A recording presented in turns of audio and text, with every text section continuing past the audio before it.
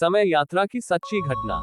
दोस्तों, आप सभी का ऑफिशियल रहस्य टीवी यूट्यूब चैनल में स्वागत है। टाइम ट्रेवल की घटनाएं। आज हम समय यात्रा यानी टाइम ट्रैवल से जुड़ी एक सच्ची घटना के बारे में जानेंगे। ये घटना जून 1951 की है, जब एक रात 11 से 11:30 के बीच न्यूयॉर्क टाइम्स स्क्वायर के सामने एक आदमी अचानक प्रकट हो जाता है। उसे देख के आजू बाजू के तमाम लोग आश्चर्यचकित हो जाते हैं। उसकी वेशभूषा वहाँ के सभी लोगों से भिन्न थी, क्योंकि उस व्यक्ति ने 1800 सदी के कपड़े पहने थे। और वो व्यक्ति भी आसपास का माहौल देखकर हैरान और परेशान हो जाता है और घबरा जाता है, मानो जैसे उसे लग रहा हो कि वो किसी अलग ही दुनिया में आया है। इसी बीच वो कुछ समझ पाए तब उसकी ओर तेजी से एक टैक्सी आती है और उसकी उस दुर्घटना में मौत हो जाती है।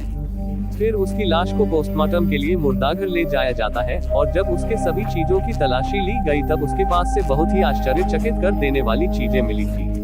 उन चीजों में तांबे का एक टोकन था, एक बिल जिस पर घोड़े के तबेले का पता और नाम लिखा था, एक बिजनेस कार्ड था जिस पर रूडोल्फ फेंस नाम लिखा था और उस पर फिफ्थ हावे इस प्रकार का पता था।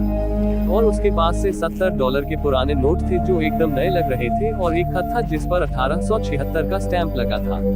ये सभी चीजें पुरानी होकर भी बिल्कुल नए लग रहे थे और उस व्यक्ति की उम्र लगभग 27 से 30 साल के बीच थी। ये सभी रहस्यमय चीजों को देखकर वहाँ के सभी पुलिस अधिकारी हैरान और परेशान हो जाते हैं। तो फिर न्यूयॉर्क पुलिस ने इस केस के इन्वेस्टिगेशन के लिए कैप्टन रिम को चुना, जो न्यूयॉर्क पुलिस में मिसिंग पर्सन डिपार्टमेंट में काम करते थे। और फिर कैप्टन रिम अपने काम में जल्द से जल्द लग गए।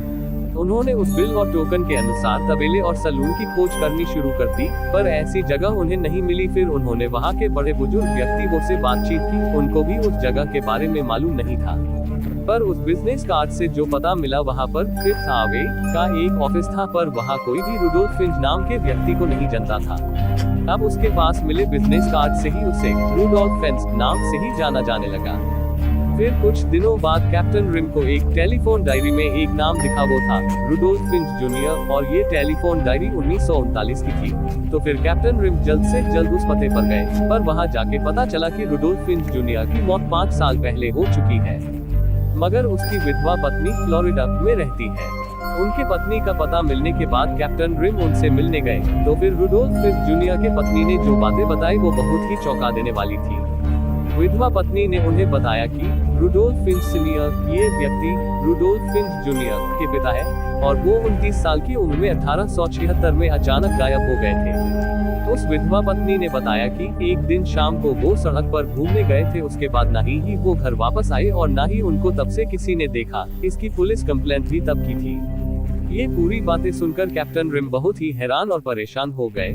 फिर उन्होंने 1876 की लापता लोगों की पुलिस फाइल देखी तो उन्हें विश्वास हो गया कि विधवा पत्नी ने जो बातें बताई वो सब सच थी। उस फाइल में जिस व्यक्ति का हुलिया और वेशभूषा का वर्णन किया था, ठीक उसी तरह उस व्यक्ति से मेल खा रहा था जिसकी उस सड़क हादसे में मौत हो गई थी।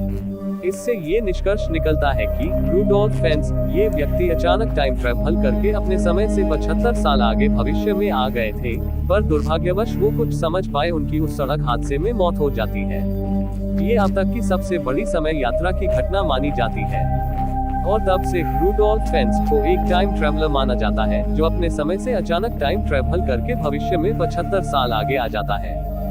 दोस्तों, यह रहस्य स्टोरी आप लोगों को कैसी लगी हमको कमेंट करके बताएं। साथ ही आपने अभी तक ऑफिशियल रहस्य टीवी यूट्यूब चैनल को सब्सक्राइब नहीं करा है तो सब्सक्राइब करें। यदि आप फेसबुक पेज पर वीडियो देख रहे हैं तो पेज को फॉलो करें।